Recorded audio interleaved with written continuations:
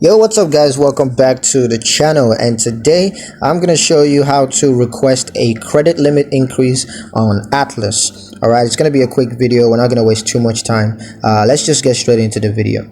Alright, so the first thing you're going to do is to log into your Atlas account.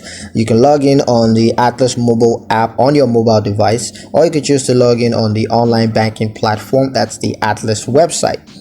And once you're logged into your account using your username and your password, just select the credit card accounts that you want to request a credit limit increase for. And just select that from the account's dashboard, and then you're going to click on credit limit increase, and then just fill out the request form. Now you're going to need to review and provide documentations to support the request, such as an income verification or credit reports. Now once that's done, just confirm the credit limits increase request and review the request status.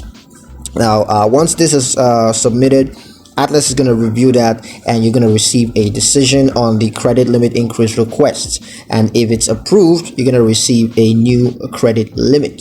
So yeah, that's pretty much it on how to request a credit limit increase on Atlas. I hope you guys liked the video. Hope you found the information useful enough. If you did, like the video, comment down below, let me know what you thought. Share the video with your friends and subscribe to the channel if you haven't already, and I will catch you guys